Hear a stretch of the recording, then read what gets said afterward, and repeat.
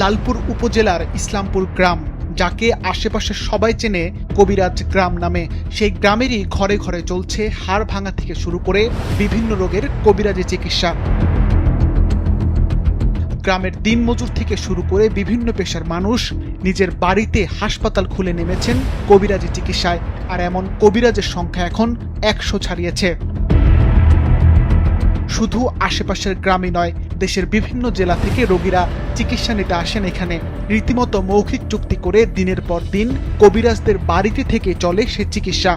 85 আগে থেকে আর কি, মানে আশেপাশে জন্য বলছে 80 দশকের থেকে। এই গ্রামের ভ্যানালা বা সাধারণ জনগণ কাবুলের বাড়িতে সব গাছ ছিল, সব গাছ উৎসাহ লিয়ে যায়, চুরি করে লিয়ে লাগা, ওরাও শুরু করলি। আমরা শুনছি, সন্ধান পেয়ে আমরা এই জায়গায় কালকে গতকালকে আসছি। Optical brightener photo catalyst active granule সমৃদ্ধ বসুন্ধরা পাওয়ার ওয়াশ, ঝলমলে কাপড়ে ফুরফুরে মন। এখানে আপাতত মনে হয় 20,000-20,000 মতো খরচ হবে। আমরা এখানে নিয়ে আসি 1 মাসের কন্ট্রাক্টে 18,000 টাকা কন্ট্রাক্ট।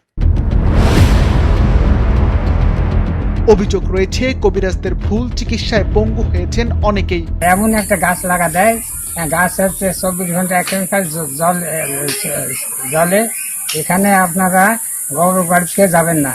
হ্যাঁ, আমি এই টাকাটা যদি ডাক্তারের সাথে তাহলে চিকিৎসা হতে, আল্লাহ আমি একটা ভালো হতো। সুচিকিৎসা ও আরোগ্য লাভের মৌখিক আশ্বাস দিয়ে মোটা টাকা হাতে নেওয়ার অভিযোগ করলেন কিছু রোগী। তবে এ অভিযোগ অস্বীকার করেছেন কবিরাজেরা। বাকি সুন্দরীর গাছ আছে, তারপরে আদারের গাছ আছে, কিছু কিছু বিভিন্ন রকমের গাছ। একরকম জিনিস যাত্রা হয় না। ও 15,000 আছে, 20,000 আছে। খরচ টাকার সাথে হিসাব নেই, খুশি মনে যেটা দিয়ে যায় এটাই আমরা।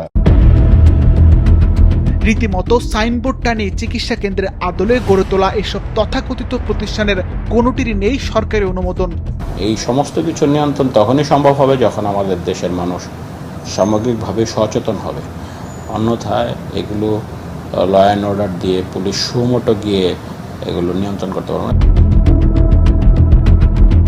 অপচিকিৎসা ও আর্থিক দুর্নীতির অভিযোগে 2021 সালেও গ্রামটিতে সমন্বিত অভিযান চালিয়েছিল সিভিল সার্ভিস অফিস ও পুলিশ প্রশাসন।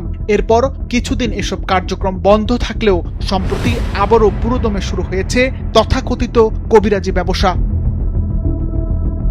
সিফাত রহমান, মাছরাঙা, নিউজ ডেস্ক।